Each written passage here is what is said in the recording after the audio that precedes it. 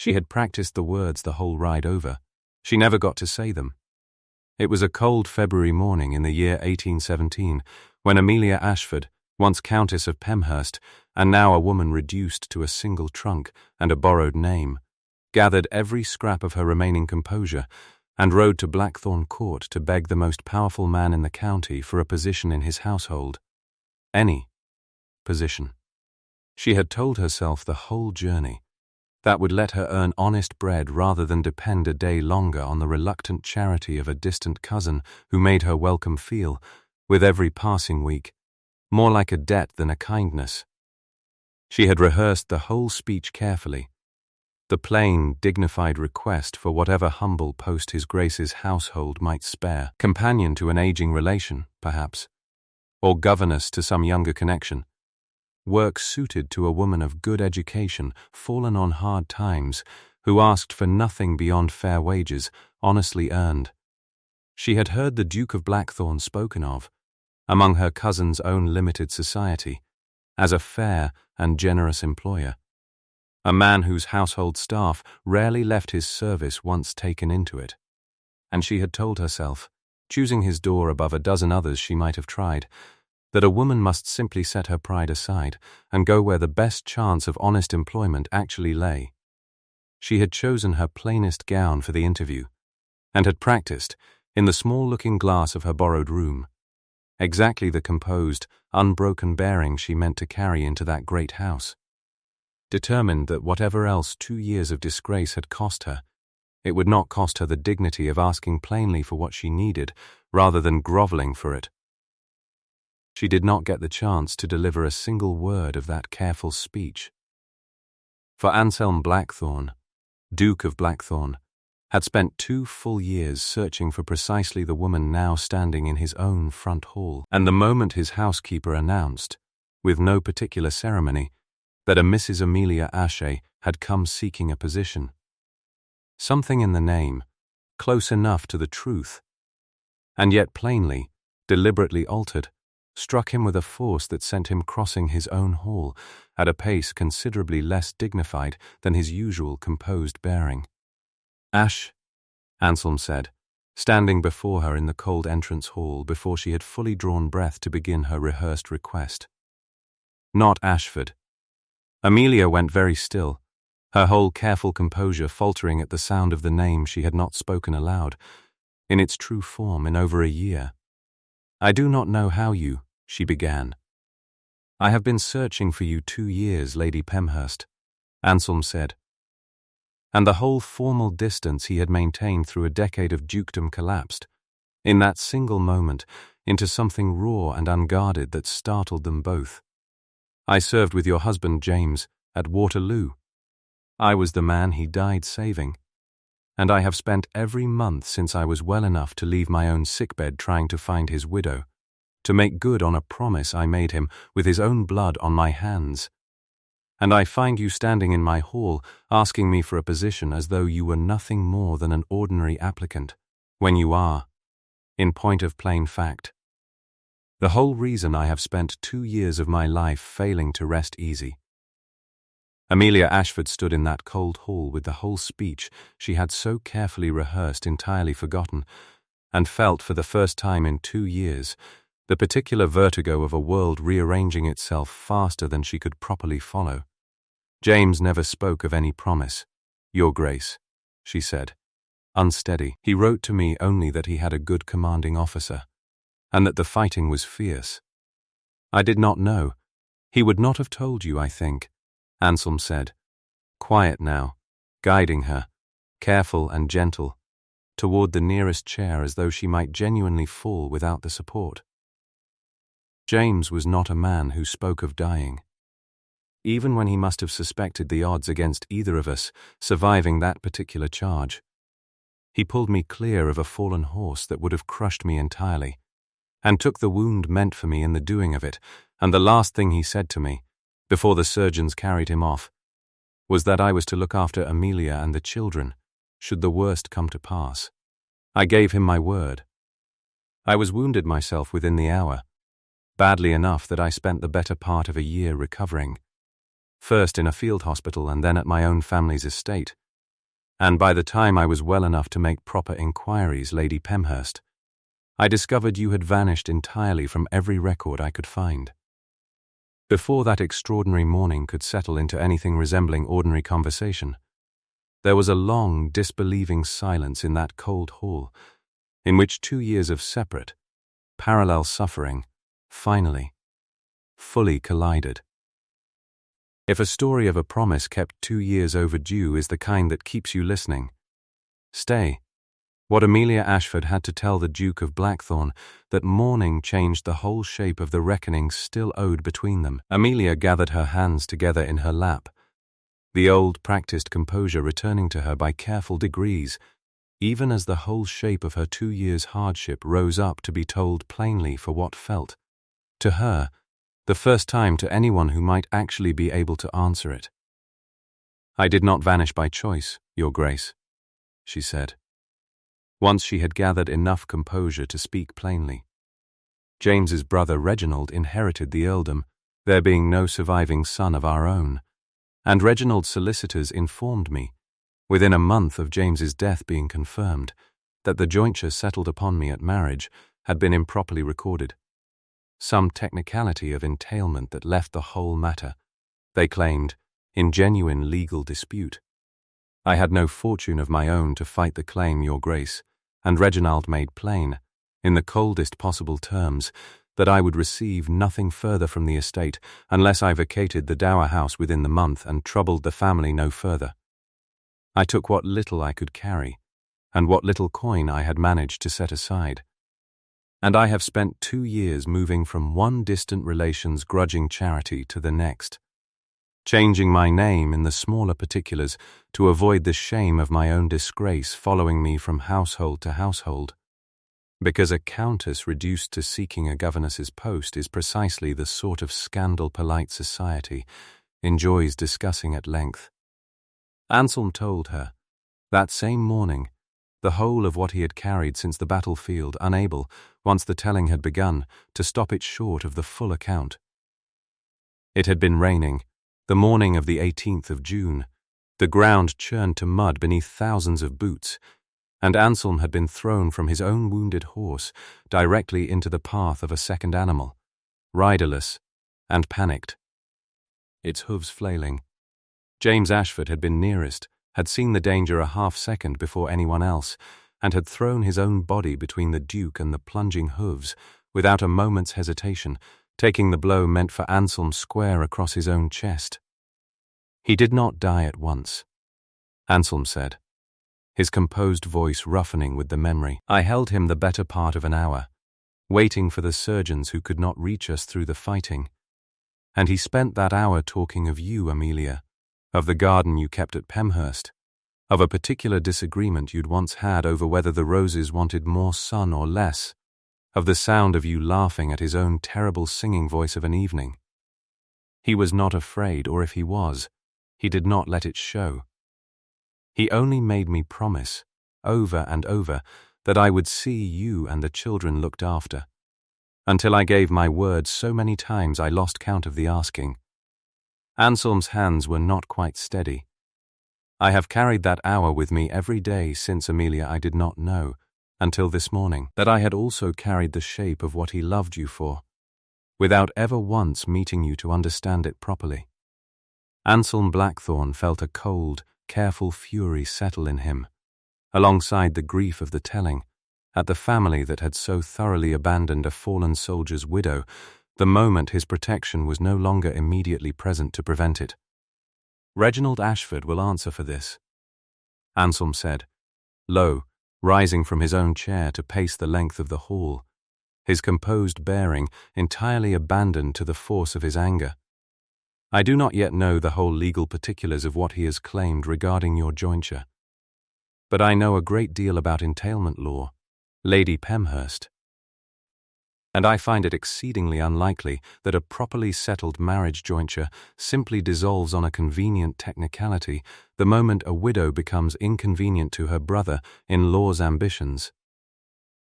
I mean to have my own solicitors examine the whole matter thoroughly, and I mean to see you restored to whatever is rightfully yours, whatever it costs either of us to accomplish it. I gave James my word, Amelia, and I have spent 2 years failing to keep it. I do not intend to fail a single day longer than the law itself requires. I did not come here seeking a champion, Your Grace, Amelia said, though something in her carefully guarded composure had already begun, visibly, to ease at the plain force of his conviction. I came seeking honest work. You shall have both if you will permit it, Anselm said, though I confess I would rather you accepted the first before troubling yourself with the second, since I do not believe a countess unjustly stripped of her own settlement ought to spend her days managing another household's linens when the matter of her own can be properly set right first. It was over the weeks that followed, as Anselm's solicitors began the careful, methodical work of examining Reginald Ashford's claimed entailment technicality, that Amelia came to stay at Blackthorn Court itself, at Anselm's own careful, entirely proper insistence, a guest rather than an applicant, housed with full ceremony in the finest rooms his mother had once occupied. Attended by her own maid rather than made to feel, for one moment, the debt she had spent 2 years believing she owed the world for simply continuing to survive it. You need not treat me quite so carefully, Your Grace, Amelia said, one such evening, over a supper considerably grander than any she had managed in 2 years of careful, humble living. I have grown accustomed to plainer circumstances. I do not require quite this degree of ceremony to feel properly received. I am not treating you carefully for your comfort alone, Lady Pemhurst, Anselm said. I am treating you as I ought to have been treating you these past 2 years, had I found you sooner. I find I have a great deal of ceremony to make up for, and I intend to make up for rather more of it than a single supper can manage. Their conversations, over those careful weeks, grew steadily warmer as the solicitor's investigation proceeded, Anselm learning, in careful detail, the whole shape of the marriage James Ashford had described to him only in passing during their years of service together, a genuine, warm partnership built on considerably more affection than the era's usual arranged matches generally produced. And Amelia, in turn, learning the whole weight of what Anselm had carried alone since Waterloo, a promise made to a dying friend that had haunted every month of his own slow recovery. I searched every parish register within 50 miles of Pemhurst that first year, Anselm told her, one such evening, and found nothing, because you had already gone. And Reginald's household gave my inquiries only the vaguest, most unhelpful answers, plainly hoping I would simply abandon the search. I hired a man to make more thorough inquiries the second year.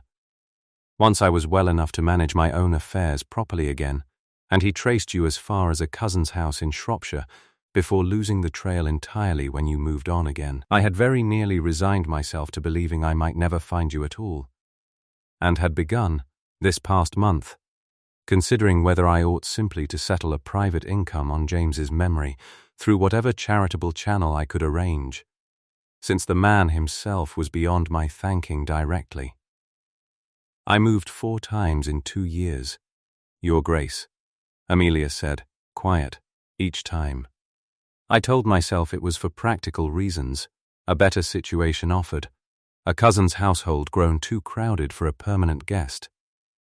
I understand now I was also, in some fashion I did not fully examine at the time, running from the shame of my own reduced circumstances, moving before anyone in a new household could learn the whole story and pity me for it. You have nothing to be ashamed of, Amelia, Anselm said. You survived 2 years of deliberate cruelty with your dignity entirely intact. I find that considerably more admirable than anything my own comfortable convalescence required of me. She showed him, one further evening, the small collection of James's letters she had carried through every one of those 4 moves, worn soft at their folds from years of careful rereading, and Anselm read them slowly, by the library fire, recognizing in every line his friend's own particular warmth and humor, undimmed by the years or the distance the letters had traveled. He wrote to you nearly every week, even in the thick of campaign, Anselm said, wondering, I do not know how he found the time, or the paper, given how scarce both generally were. He said writing to me was the one part of each day that felt like his own life, rather than the army's, Amelia said.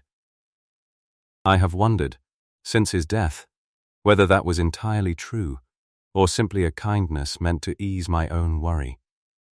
I find, reading them again now, that I believe it was entirely true.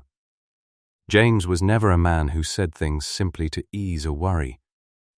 He said them because he meant them, and let the consequences of that plain honesty fall where they would. That sounds a very great deal like a description of the man I knew, Amelia, Anselm said, gently, and a description, I begin to think, of considerably more use to me than I first understood it to be, since I find I have spent my whole adult life rather too careful about which honest things I permit myself to say plainly. He asked me, before the battle, whether I thought I would ever marry. Anselm admitted, one evening, the two of them walking the frost-touched gardens after supper. I told him a duke's marriage was generally a matter of practical alliance rather than anything warmer, and he laughed at me, and told me I had clearly never watched him with you across a breakfast table. Or I would understand that a marriage could be considerably more than practical alliance, if a man had the sense to choose properly. Anselm's voice caught slightly. I did not understand what he meant, not truly, until I stood in my own hall this month watching you turn white at the sound of your own name. Amelia stopped walking and looked at him, a long, searching moment in the frost-blue evening light. Are you telling me, Your Grace, that you have begun to understand James's meaning rather more personally than a friend's promise generally requires? I am telling you precisely that, Lady Pemhurst, Anselm said, though I confess I do not entirely know how to say it properly. Given the whole complicated weight of the debt I owe your late husband's memory alongside whatever I am beginning to feel for his widow, James would not begrudge either of us this, I think, Amelia said, quiet. He was not a jealous man, even in memory. He would want, I believe, exactly what he asked of you at the end, that I be looked after, properly, by someone who understood what looking after actually required. There came an evening, some weeks into that careful, deepening acquaintance, when the businesslike distance they had both maintained nearly gave way entirely. Anselm had found Amelia in the library once more, curled into a window seat with one of his mother's old volumes of poetry, and something in the soft candlelight and her unguarded attention to the page struck him with a force he had not fully braced for. He crossed the room without quite deciding to, and sat down near her, close enough that their shoulders nearly touched, and neither of them moved to widen the distance. You have James's own volume of Cowper there, Anselm said, low, recognizing the worn spine. He used to read it aloud in camp of an evening, when the fighting allowed it. I confess I have not been able to open it myself in 2 years. I did not know it was his, Amelia said, setting the book down carefully, her voice gone soft. I chose it at random from the shelf. Perhaps it was not entirely random, Anselm said, and reached, slow and careful, to brush a loose curl back from her face, his fingers lingering a moment longer than the small gesture strictly required. The whole quiet library held its breath around the narrow space between them, close enough that Amelia could feel the warmth of him, close enough that it would have taken nothing at all to close the last of it.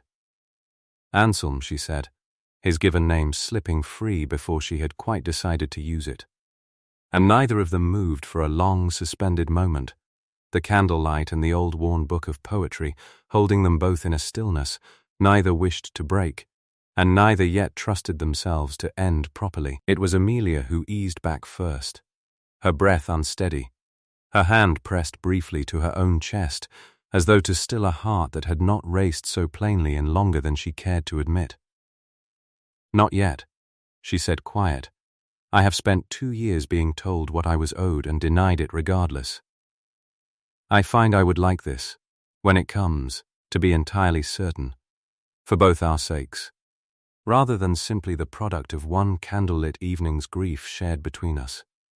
"Then I shall wait, gladly," Anselm said, though it cost him visibly to say it, for as long as certainty takes to arrive properly.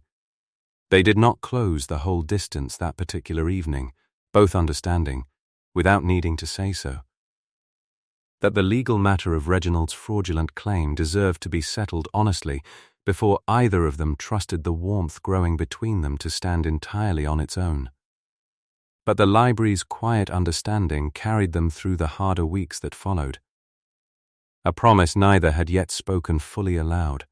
Word of Anselm's involvement in Amelia's affairs had reached Reginald Ashford within the fortnight, carried by the same careful county gossip that carried most things of consequence, and Reginald had received the news with a mounting particular alarm, for he understood, better than most, exactly how thin the ground beneath his claimed jointure truly was. He had not, in point of fact, ever expected the matter to be properly examined at all. Amelia, penniless and without family connection to press her case, had seemed, in the frightened weeks after James's death, precisely the sort of inconvenience a grasping man could quietly dispose of and never hear from again, and Reginald had spent 2 comfortable years enjoying the whole of the estate's income without once troubling himself to imagine a duke's own solicitors turning their considerable resources toward his careful forgery. It was Reginald Ashford's own growing alarm, as Anselm's solicitor's investigation drew steadily nearer the truth, that produced the sharpest danger of the whole reckoning. Having learned that the Duke of Blackthorn himself had taken up his sister-in-law's cause, and understanding precisely how thoroughly his own fraudulent claim to her jointure would collapse under proper scrutiny, Reginald attempted first to discourage the inquiry through careful, indirect pressure, calling upon mutual acquaintances to suggest, delicately, that a duke's personal involvement in his own late comrade's widow's affairs might raise rather more scandal than it settled, that society would draw its own uncharitable conclusions about the nature of the duke's sudden generosity toward a woman residing, however properly chaperoned, beneath his own roof, when that whisper campaign failed to produce the retreat he hoped for. Reginald turned to something considerably more dangerous. He petitioned the county court directly, claiming that Amelia's residence at Blackthorn Court, unmarried and unchaperoned by any blood relation, constituted evidence of impropriety sufficient to void whatever claim to family honor or financial consideration she might otherwise press, and requested the court's immediate intervention to have her removed from the Duke's household entirely before the jointure matter could be properly adjudicated. It was a bold, desperate gambit, calculated to strike at the one vulnerability Anselm's genuine care had inadvertently created, and it very nearly succeeded, for a county court inclined, by long habit, to side with a titled earl's claim over a disgraced widow's residence in a bachelor duke's house, found the petition considerably more persuasive than either Anselm or Amelia had anticipated.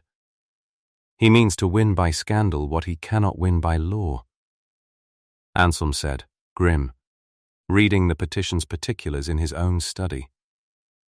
"I will not have your reputation sacrificed to settle a legal matter, Amelia. I mean to remove that vulnerability entirely, whatever it costs my own careful patience." He rode to the county magistrate himself the following morning, and settled the matter with a plainness that left no further room for Reginald's manipulation. "I intend to marry the Countess of Pemhurst, magistrate, publicly and properly, the moment the jointure matter is settled to the court's own satisfaction," Anselm said, before the assembled officials.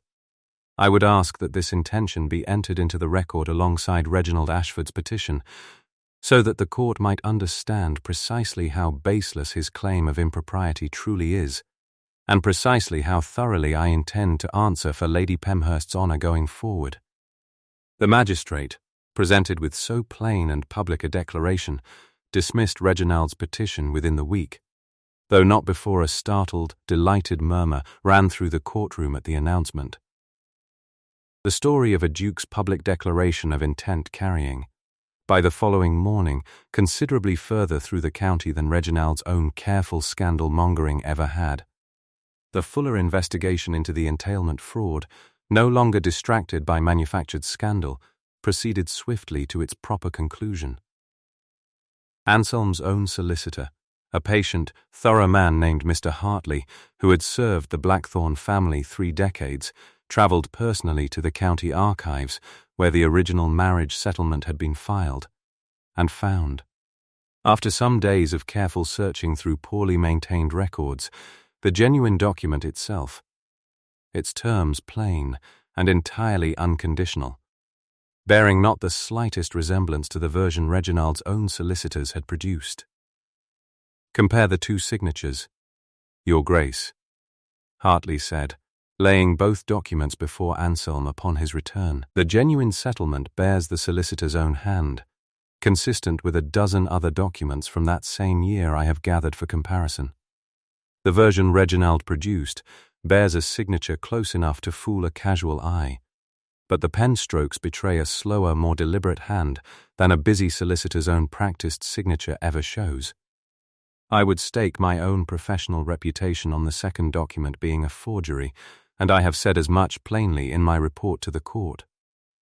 Reginald Ashford had, in fact, deliberately falsified the recorded terms of Amelia's marriage settlement, forging a solicitor's signature to a document claiming the jointure had been conditional upon bearing a surviving son, a condition that existed nowhere in the genuine original settlement Anselm's own solicitors finally recovered from the county's proper archives. Reginald was stripped of his improperly claimed control over the estate's disputed funds, forced to restore Amelia's full jointure with 2 years' accumulated interest, and faced criminal charges for the forgery itself that saw him, by the following winter, considerably diminished in both fortune and standing. It was that same week, with the legal reckoning finally properly settled, that Anselm found Amelia in the Blackthorne Court Library, where she had taken to spending her afternoons among his late mother's considerable collection of books. I did not intend to declare our marriage before a county magistrate before ever properly asking you, Amelia, Anselm said, taking her hand among the tall shelves. I find the urgency of the moment rather got ahead of the proper courtship I had intended, and I have spent the whole week since half fearing you would think me presumptuous for declaring a thing I had not yet properly asked. He drew a steadying breath.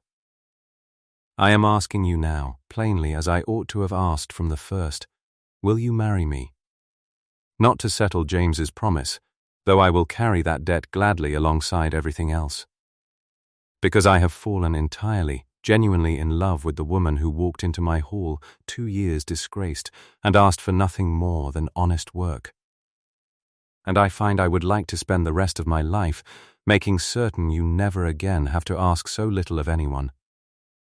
The kiss she gave him then, among the very shelves where James's own well-worn volume of Cowper still sat, was quiet and certain, and what broke open in Amelia was the plain astonishment of watching a promise made on a battlefield transform, slowly and honestly, into something considerably warmer than either man could have imagined that terrible day.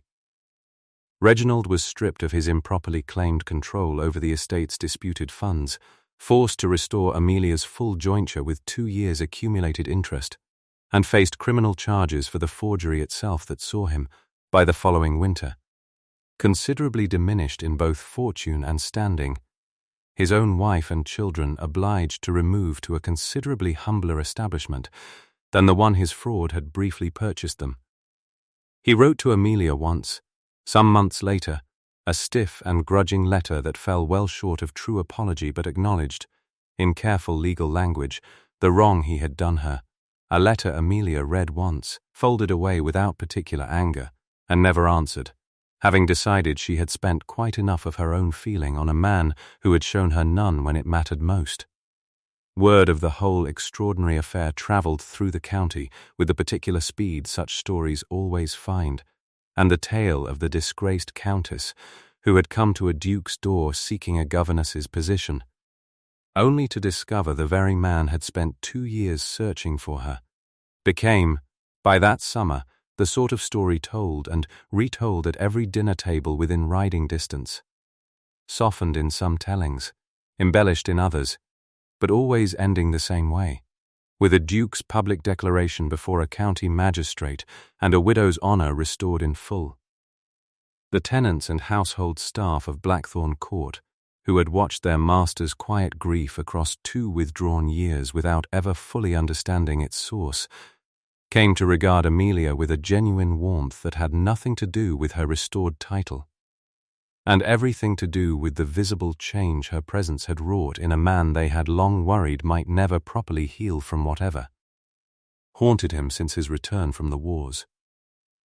Mrs. Whitcomb, the housekeeper who had first announced Mrs. Ashe to her master that cold February morning, told the story for years afterward with considerable pride in having been present for the very moment everything changed. They were married that spring at the small Blackthorn chapel, with James Ashford's own elderly mother, the Dowager Countess, travelling from her own quiet retirement to stand witness, for she alone among James's remaining family had never once believed the story Reginald told of Amelia's supposed impropriety, and had simply lacked the means in her own diminished circumstances to help her daughter-in-law properly until a duke's intervention made the helping possible at last. She wept through the whole ceremony, and told Amelia afterward that James would have been prouder of this day than of any battle honour his commanding officer had ever earned. Amelia kept James's own signet ring, the one small possession of his she had refused to surrender even in the worst of her 2 years' hardship, set now into a locket she wore always at her throat, rather than on her hand, a private tribute to the man whose last words had, in the end, brought her a happiness he had never lived to see himself. She and Anselm visited his grave together each year on the anniversary of Waterloo, laying flowers from the very garden James had once so fondly described in his final hour, and told their own children, in time, the whole story of a promise kept 2 years overdue, so that they might understand, long before they needed the lesson stated plainly, that the truest debts of honour are never forgotten, only sometimes delayed by circumstances beyond any good man's control, and that love, when it finally arrives from such faithful delay, carries a weight no easier courtship could ever quite match.